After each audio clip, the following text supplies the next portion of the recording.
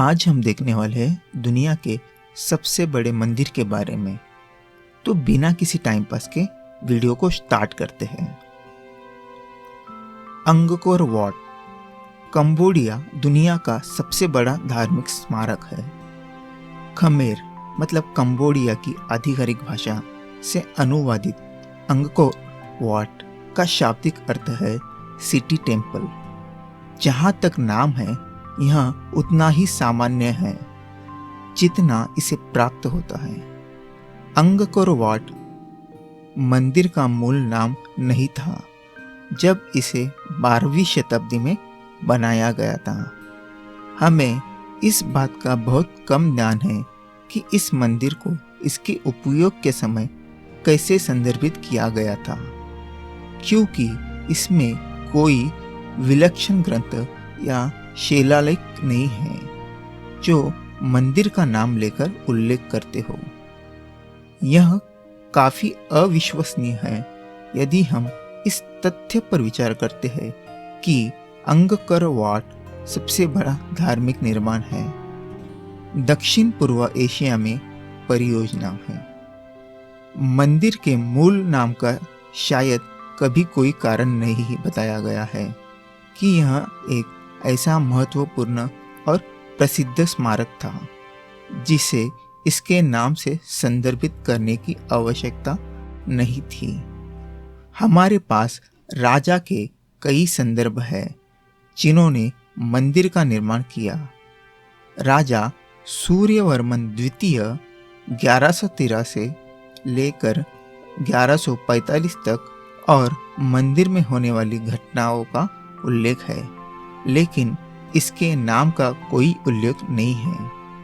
Angkor Wat Hindu देवता विष्णु को समर्पित है, जो हिंदू पैंथॉन शिव और ब्रह्मा अन्य है में 3 प्रमुख देवताओं में से एक है। उनमें से उन्हें रक्षक के रूप में जाना जाता है। अंगकोर वाट के प्रमुख संरक्षण राजा सूर्यवर्मन द्वितीय थे, जिनका नाम सूर्य का रक्षक है। कई विद्वानों का मानना है कि अंगकोर वाट न केवल एक मंदिर था जो विष्णु को समर्पित था, बल्कि इसका उद्देश्य मृत्यु में राजा की समाधि के रूप में सेवा करना भी था। राजा सूर्यवर्मन द्वितीय के सिंहासन पर आने के 3 साल बाद 1116 ईस्वी सन में अंगकोर वाट के निर्माण की संभावना शुरू हुई। राजा की मृत्यु के तुरंत बाद 1150 में निर्माण कार्य समाप्त हुआ। इन तिथियों साक्ष्य शिलालेखों से आते हैं जो अस्पष्ट है, लेकिन मंदिर के वास्तुशिल्प डिजाइन और कलात्मक शैली और इससे जुड़ी मूर्तियां से भी है। खमेर राजाओं द्वारा मंदिरों का निर्माण राजनीतिक कार्यालय के लिए अपने दावे को वैध बनाने और देवताओं की सुरक्षा और शक्तियों का दावा करने का एक साधन था। हिंदू मंदिर धार्मिक मंडली का स्थान नहीं है, बजाय वे देवता के घर हैं। एक राजा ने अपने राजनीतिक कार्यालय में दावा करने के लिए यह साबित किया कि देवताओं ने अपने पूर्ववर्तीय या अपने दुश्मनों का समर्थन नहीं किया। इस अंत में राजाओं को देवता के लिए सबसे भव्य मंदिर महल का निर्माण करना पड़ा, जो कि किसी भी पिछले मंदिरों की तुलना में अधिक भव्य साबित हुआ। ऐसा करने पर राजा मंदिर के निर्माण के लिए ऊर्जा और संसाधनों का दोहन करने की अपनी क्षमता को स्पष्ट कर रहा था और यह दावा करता था कि उसका मंदिर एकमात्र स्थान है जिसे एक भगवान पृथ्वी पर निवास करने पर विचार करेगा। अंगकोर वाट के निर्माण के लिए लगभग 3 लाख श्रमिकों की आवश्यकता थी, जिसमें इन श्रमिकों को खिलाने के लिए आर्किटेक्ट, निर्माण श्रमिक, राजमिस्त्री, मूर्तिकार और नौकर शामिल थे। साइट का निर्माण 30 साल से अधिक समय तक चला और पूरी तरह समाप्त नहीं हुआ।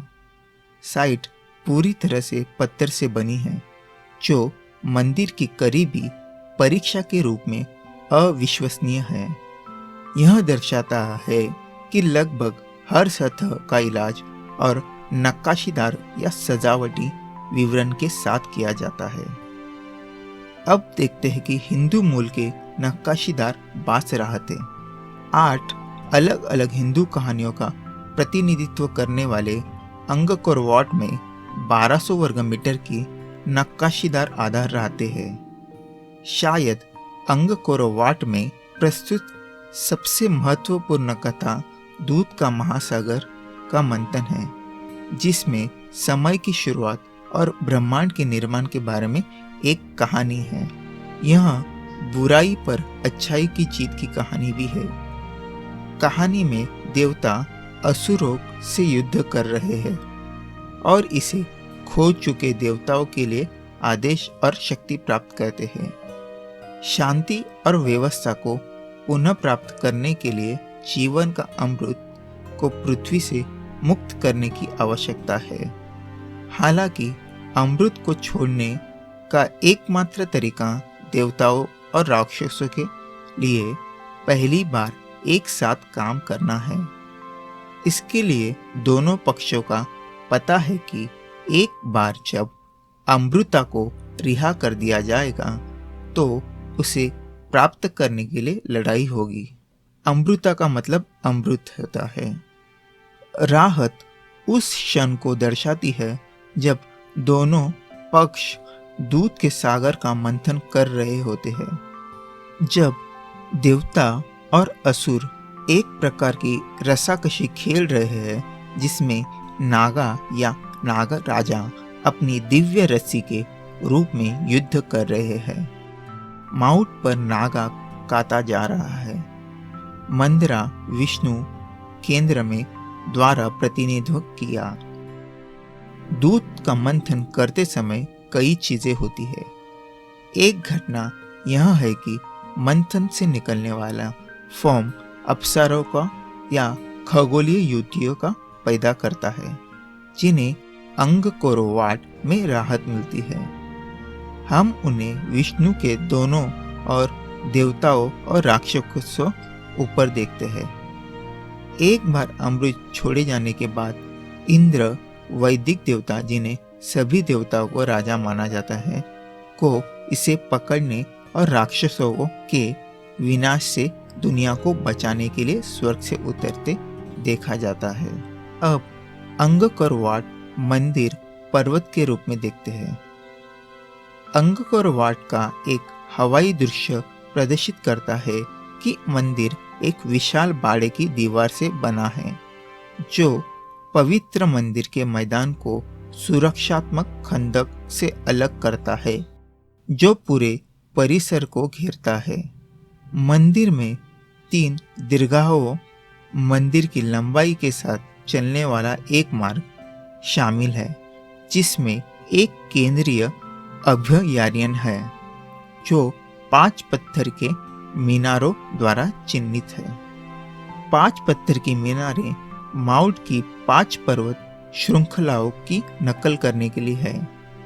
मेरू हिंदुओं और बौद्ध दोनों के लिए देवताओं का पौराणिक घर है। दक्षिण पूर्व एशिया में एक वास्तुकला डिजाइन के रूप में मंदिर पर्वत का आविष्कार किया गया था। दक्षिण पूर्व एशियाई आर्किटेक्ट माउंट में प्रतिनिधित्व के रूप में पृथ्वी पर हिंदू देवताओं को समर्पित शाब्दिक रूप से मंदिरों की कल्पना करते हैं। मेरू गैलरी और खाली स्थान जो उन्होंने एक दूसरे और खंडक के बीच में बनाए थे, उन्हें पर्वत श्रृंखला और महासागरों के रूप में देखा गया है, जो चारों ओर से घेरे में है। माउंट मेरू केवल देवताओं का घर नहीं है, इसे एक धूरी मंडी भी कहा माना जाता है। अक्षमुंडी एक लौकिक या विश्व अक्ष है, जो स्वर्ग और पृथ्वी को जोड़ता है।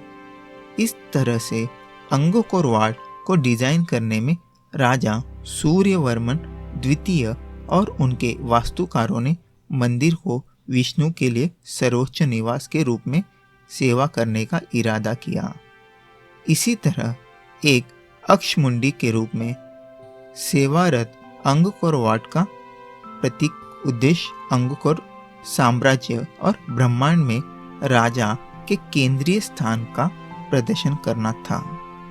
माउट के रूप में अंगकोर वाट की कल्पना करने के अलावा पृथ्वी पर मेरू मंदिर के आर्किटेक्ट, जिन्हें हम कुछ भी नहीं जानते हैं, ने भी मंदिर को सरलता से डिजाइन किया ताकि मंदिर के निर्माण में एम्बेडेड कॉस्मोस मंडल का नक्शा और साथ ही मंदिर के संरक्षक का एक ऐतिहासिक रिकॉर्ड हो। प्राचीन संस्कृत और खमेर ग्रंथों के अनुसार धार्मिक स्मारकों और विशेष रूप से मंदिरों को इस तरह से व्यवस्थित किया जाना चाहिए कि वे ब्रह्मांड के साथ मेल खाते हैं, जिसका अर्थ है कि मंदिर को उगते हुए सूरज और चंद्रमा के अनुसार नियोजित किया जाना चाहिए। इसके अलावा आवर्तक का प्रत्येक दिनों और महीनों और वर्षों का समय क्रम, इन मंदिरों का केंद्रीय दूरी को भी ग्रहों के साथ संरेखित किया जाना चाहिए। इस प्रकार संरचना को ब्रह्मांड से जोड़ा जाएगा ताकि मंदिर आध्यात्मिक, राजनीतिक, ब्रह्मांड, खगोलीय और भूभौतिक केंद्र बन जाए। वे दूसरे शब्दों में ब्रह्मांड के सूक्ष्म जगत का प्रतिनिधित्व करने के इरादे से और ब्रह्मांड के आरेखों के रूप में आयोजित किए जाते हैं। आज का अंगकोर वाट कंबोडिया में एक महत्वपूर्ण भूमिका निभा रहा है।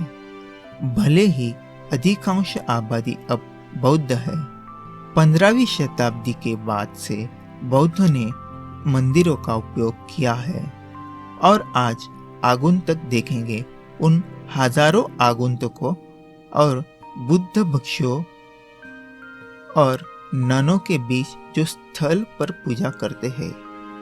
अंगकोर वाट भी कंबोडियन राष्ट्र के लिए एक महत्वपूर्ण प्रतीक बन गया है। आज कंबोडिया ध्वज उस पर अंगकोर वाट का सैल्यूट है। अंगकोर वाट यूनेस्को द्वारा विश्व धरोहर घोषित किया गया है। अंगकोर वाट 1.626 किलोमीटर वर्ग मतलब 402 एकड़ मापने वाली साइट में है। मूल रूप से एक हिंदू मंदिर के रूप में निर्मित है। मंदिर की ऊंचाई 65 मीटर मतलब 213 फीट है। इसका इतिहास निर्माता सूर्यवर्मन द्वितीय द्वारा शुरू किया गया। यह 12वीं शताब्दी में स्थापित किया गया। इसकी संस्कृति खमेर साम्राज्य की है। स्थापत्य शैली खमेर अंगकोर वाट शैली है। इसका आधिकारिक नाम अंगकोर है। इसका प्रकार सांस्कृतिक है। इसका क्षेत्र एशिया और प्रशांत में आता है। एक मिथक के अनुसार अंगकोर वाट के निर्माण का आदेश इंद्र ने अपने बेटे परीक्षा केट मेयिला के लिए एक महल के रूप में सेवा करने के लिए दिया था। 13वीं शताब्दी के चीनी यात्री झोऊ डागुआन के अनुसार कुछ लोगों का मानना था कि मंदिर का निर्माण एक ही रात में दिव्य वास्तुकार द्वारा किया गया था। आज के लिए बस इतना ही। आप हमारे चैनल पे नए हैं तो इस चैनल को सब्सक्राइब कीजिए और वीडियो अच्छा लगा तो लाइक कीजिए। धन्यवाद।